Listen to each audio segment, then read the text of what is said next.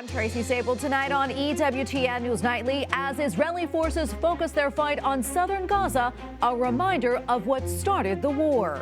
And if you just look at the floor, you see broken glass everywhere. And you can smell the human flesh. It's a very distinctive smell. Ollie London guides us through the horrors of the October 7th attack, live from Israel. Down to business. We know the Justice Department made a concerted effort to prevent investigators from asking questions about Joe Biden. Lawmakers on Capitol Hill inch closer to a formal impeachment inquiry of President Joe Biden. Meanwhile, the House confronts antisemitism on college campuses. We have a report and reaction. And confession on wheels. This priest gives a new meaning to healing of the sick. We'll explain. These stories and more tonight. From EWTN, the Global Catholic Network, this is EWTN News Nightly. Thank you for being with us. Our top story tonight, as Israel intensifies its offensive against Hamas, a dire warning from a World Health Organization representative in southern Gaza. The situation is getting worse by the hour. I mean, like there's intensified bombing going on all around, including here in the southern areas, Khan Yunis, and even in Rafah. Ambulances and the injured arrived non-stop outside of Nasser Hospital in Khan Yunis. The city is the latest target of Israel's bombardment. As Israel's war with Hamas spreads south, civilians are being left with nowhere to go. Many had sought shelter here after evacuating the north. Well, just north of Khan Yunis, Gaza health officials reported many people were killed during an Israeli strike. As you can see, men here are digging through the rubble of a multi-story building trying to find survivors. The director at a nearby hospital said the facility had more than 90 bodies and dozens of casualties from the bombing. Well, the State Department says more than 1,000 U.S. citizens and their family members have escaped the fighting in Gaza, but there are still hundreds of Americans who remain. And that's not including the hostages. White House correspondent Owen Jensen reports. Owen. Tracy, tonight the Biden administration says it's doing all it can to free the American hostages held by Hamas. And today, as President Joe Biden left the White House to do some campaign fundraising, I tried asking him about it. Sir, the American hostages, do you believe they're alive? Headed to the Boston area for some campaign fundraising, President Joe Biden did not take questions upon leaving the White House this morning, walking towards Marine One. Good afternoon. But over at the U.S. State Department, spokesman Matthew Miller updates reporters on the Israel-Hamas war, and more specifically, the fate of the hostages. If there's no ceasefire, can they still be rescued? We are working every day to try and return hostages. Whether there is a pause or not, we will continue to work to try and secure the release of all those American citizens. The White House National Security Advisor recently met with the families of hostages. We continue to do everything in our power under the president's leadership and guidance with his direct involvement and participation to try to bring all of these Americans home, as well as all of the hostages, and we will not rest until we have succeeded in doing so. Jake Sullivan says there cannot be another terror attack like October 7th, which he warns Hamas wants to repeat again and again. Israel has already started dismantling Hamas's extensive military infrastructure, including labyrinths of tunnels and bunkers, as well as rocket launchers and sniper nests. For now, the nearly 2-month-long war has no end in sight. The United States, Qatar, and Egypt, which mediated the earlier ceasefire that came to an abrupt end last week, say they're working on a longer truce. We are 4 or 5 days into this campaign in the South. It's just started again after the pause. It's too early to make, I think, overall assessments about how it's going. But certainly I know for civilians on the ground, conditions are incredibly difficult. The U.S. State Department also took action today against people responsible for violence in the West Bank. They will face U.S. visa restrictions, travel bans. The State Department says the policy designed to promote peace, security, and stability in the West Bank. At the White House, Owen Jensen, EWTN News Nightly. We'll go now to Ollie London, who is in Jerusalem as part of a diplomatic delegation visiting some of the kibbutz communities where the terror group Hamas committed atrocities on October 7th. Ollie, great to be with you. You and I have talked many times before. but not about this. Tell us why you decided to go to Israel and see firsthand what actually took place there. Well, for me, I was absolutely horrified, like many Christians, what happened on October 7th when I saw videos of women being paraded through the streets after being killed, and images of children being killed, and really horrific scenes. And I was so appalled by that. But what shocked me more, Tracy, was the response by so many across the world in university campuses, from Columbia University to even Harvard, people that were either denying the events took place or celebrating it. And I thought that is a very disrespectful narrative for these innocent people. 1,200 people so brutally lost their lives that day. So I felt it was very, very important for me to actually go on the ground to visit kibbutz Kfar Aza today, where over 60 people lost their lives, and actually show the world the truth of what happened. Yeah, and I want to jump off of that, Ali. I want to talk a little bit more about that. So many of those people were brutally killed by Hamas militants, and many others were taken hostage as well. We have a quick clip of what you saw there, and we're going to talk about that on the other side. You can smell the human flesh. You can smell the human flesh, where clearly the family have been burned alive in this room. Ali, talk to us more about that experience. You were inside a family's panic room at the home. What was that like for you? It was absolutely horrifying. I mean, it's been 60 days since this horrific massacre took place, and you could still smell the human flesh. The tactic used by Hamas in this specific kibbutz, they actually burned the family homes down to try and drive them out of their safe rooms. In other instances, they pulled the doors from the outside because they didn't actually have locks on the doors, because they were mainly used for rocket strikes as a safe room. So the horrific things, burning the houses down. We also hear horrific stories of rape. The bodies, some of the bodies had pelvic bones broken, clear signs of violent rape. Some of them had their breasts cut off and shot in the head after being raped. And there was a story of one woman who had been raped by 10 different men. They shot her breast, grabbed it, and threw it around the room laughing before they shot her in the head. So absolute horror scene. Yeah, it's hard to hear that. I want to talk a little bit more, unfortunately, about the women that were raped there at the kibbutz. They were not the only ones who suffered at the hands of Hamas, this horrific crime that the group uses as a weapon of war. On Monday, a special session was held at the United Nations to raise awareness about the sexual violence committed against women during the attacks. Many speaking at the meeting, including the Israeli ambassador to the UN, and he had some really strong words for the UN regarding its slow response to the accounts of Hamas's sexual crimes against Israeli women. Ali, I want to get your thoughts on that. It took the United Nations 54 days before they even commented to condemn the sexual violence against women.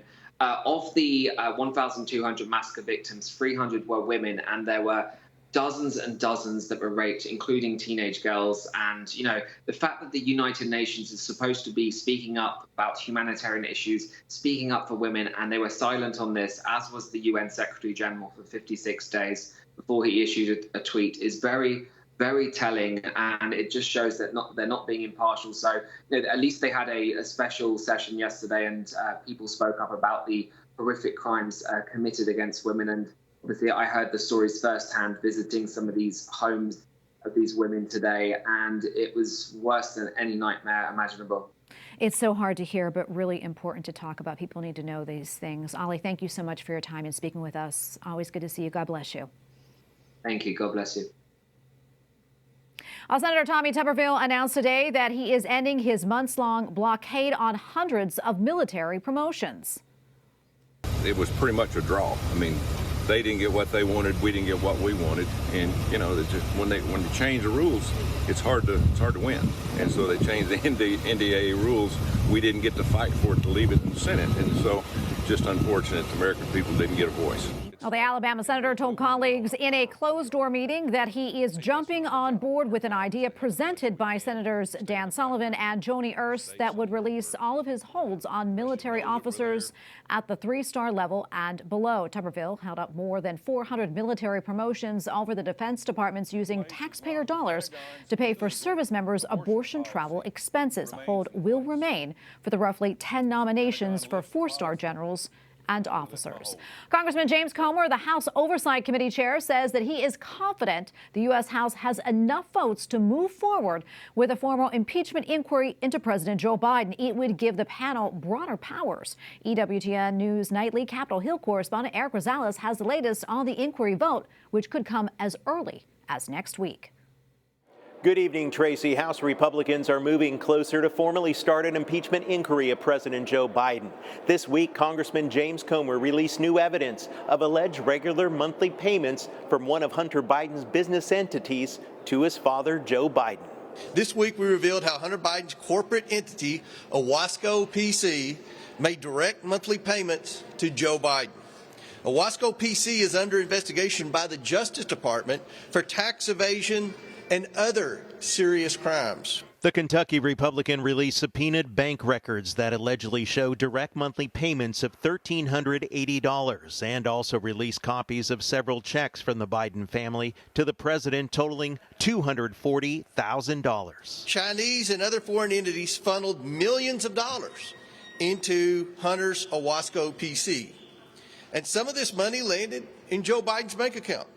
These direct monthly payments to Joe Biden are part of a pattern revealing Joe Biden knew about, participated in, and benefited from his family's shady business schemes. Some GOP lawmakers have privately expressed reservations about moving ahead with impeachment. Democrats still claim there is no smoking gun. There's not a scintilla of evidence that Republicans have produced to show that President Joe Biden has engaged in wrongdoing, an impeachable offense, or in any way has broken the law. Congressman Comer tells me, what more do Democrats want? He has IRS testimony, bank records, and an interview with Hunter Biden's associate, Devin Archer, showing that the Biden family and business associates received more than $20 million from entities in China, Ukraine, Russia, and more.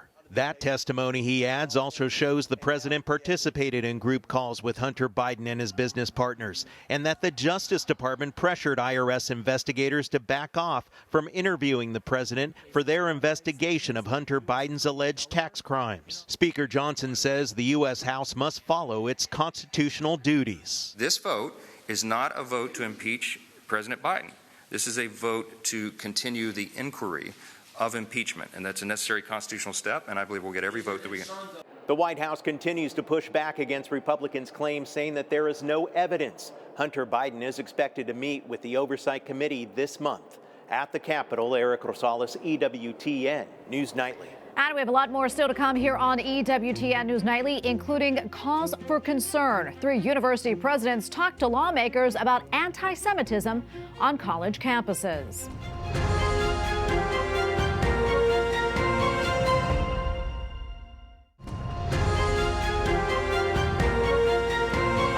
Of 3 universities testified on Capitol Hill today. The subject, the right to free speech while keeping students safe from anti-Semitism. Lawmakers pressed the presidents of Harvard, MIT, and the University of Pennsylvania on their responses to a number of protests, sometimes violent, that erupted after the October 7th terror attacks by Hamas on Israel. During these difficult days, I have felt the bonds of our community strain. In response, I have sought to confront hate while preserving free expression. This is difficult work, and I know that I have not always gotten it right.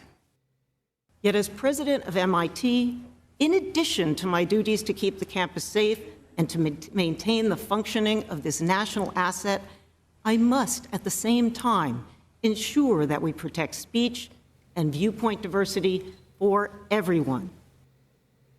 And here to comment on the hearings is Professor William Jacobson of Cornell University. Professor, great to be with you today.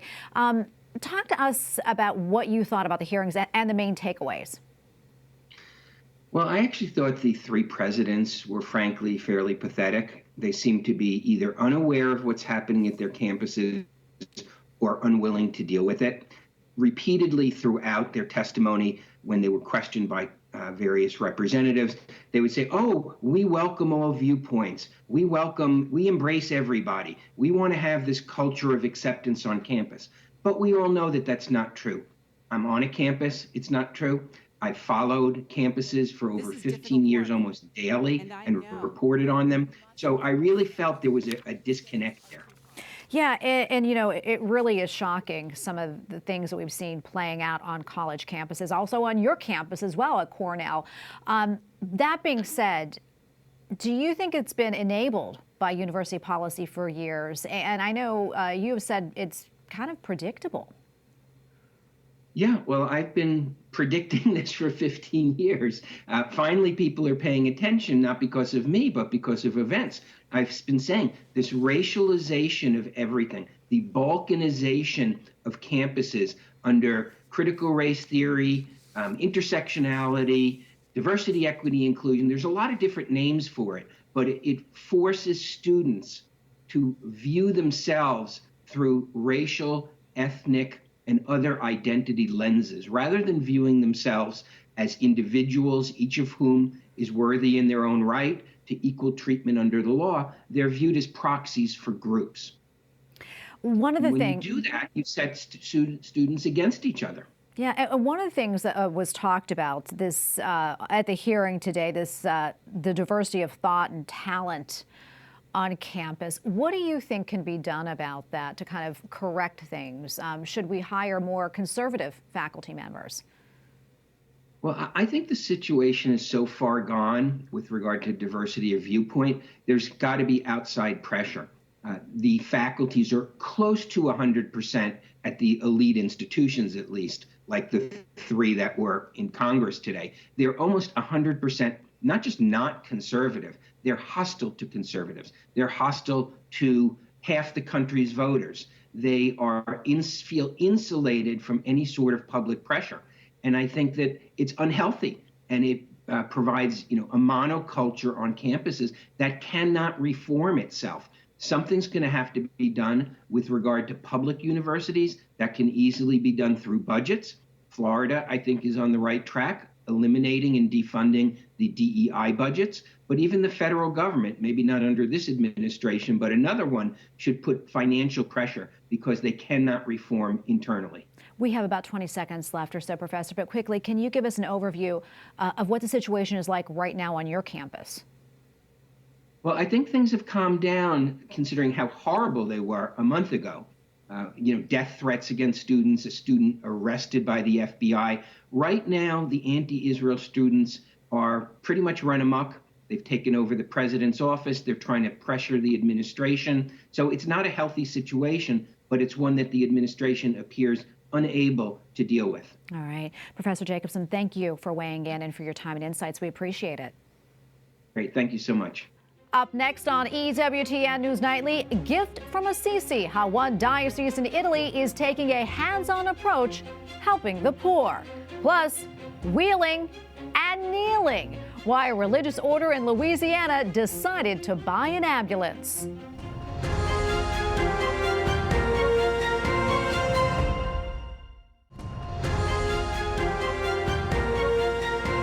The Diocese of Assisi in Italy has an initiative of financial awards for projects that benefit the needy. EWTN Vatican journalist Benjamin Crockett has more. Carlo Acutis' charity was very local and hidden. It was amongst the poor of the streets, the beggars, but he too dreamt of a better tomorrow for those lost ones of our society. I think that's where the saints make a difference. They don't only think of today, but they think of a better tomorrow. One of the core messages of the pontificate of Pope Francis is human fraternity. In response to this, the Diocese of Assisi instituted the International Award Francis of Assisi and Carlo Acutis for an economy of fraternity. And today, the challenge was issued. Organized by the Diocese of Assisi, with the Sanctuary of the Renunciation, the initiative aims to inspire people with scarce economic possibilities, especially the young people under the age of 35, to come together and present a project to benefit and meet the needs of the most disadvantaged and neediest in their midst. Profit is to look after oneself only. Obviously, we need profits in the world, But the point is, what do we do with those profits? And here we have an award that gives people the opportunity to create a new mentality. This is a mentality where we'd certainly help a group of people, often taken from the streets, handicapped, suffering from diseases. The last winner of the award of 50,000 euros was given to a project in Chad, one of the poorest nations in the world, to support the Bethlehem House of the Bread project. 12 poor and needy young people are now working together, accompanied by the local Franciscan Angeline sisters, to build and develop a bread-making laboratory. The project started because we collect, let's say, the dream of these kids who go to school. But the preparation is not enough. Even though they go to the school and even have a diploma, they would not have the possibility of a future. We saw that in that place, bread could be a resource, bread production. But the idea came mainly from them. Si tratta di trasformare l'economia che uccide. Once again, from Assisi, the message of St. Francis and Blessed Carlo Acutis gives concreteness in line with the initiative of the Holy Father, who through the economy of Francis has invited young economists, changemakers, and entrepreneurs to found again the economy by giving it a soul. In Rome, Benjamin Crockett, EWTN News Nightly. Well, finally tonight, the Advent season is underway, and along with decorating the house and the Christmas tree, there is also time for a little interior cleaning by going to confession. And one religious order in Louisiana is offering the faithful a beacon of hope.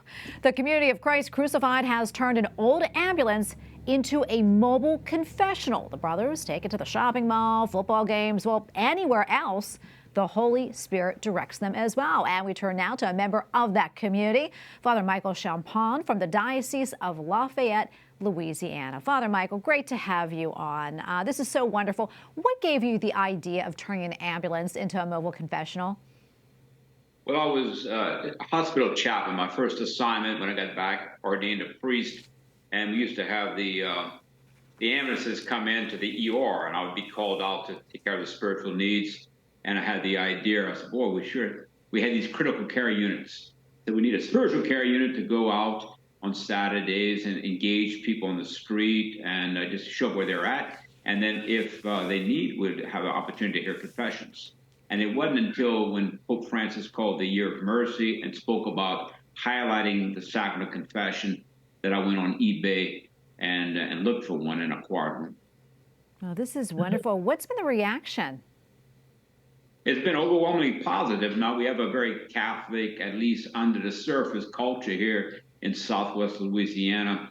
But even among Protestants and non-believers, have been very supportive and very intrigued and I think inspired by the endeavor, because it's been very successful. The church has been too sedentary. It's been too much within the walls of people coming to us. And of course, the gospel says we have to leave the 99 that don't need it and go after the one stray sheep. And so this is really a new evangelization that was already called for by St. John Paul the Great. Yeah, I'm curious, how often do you take it on the road?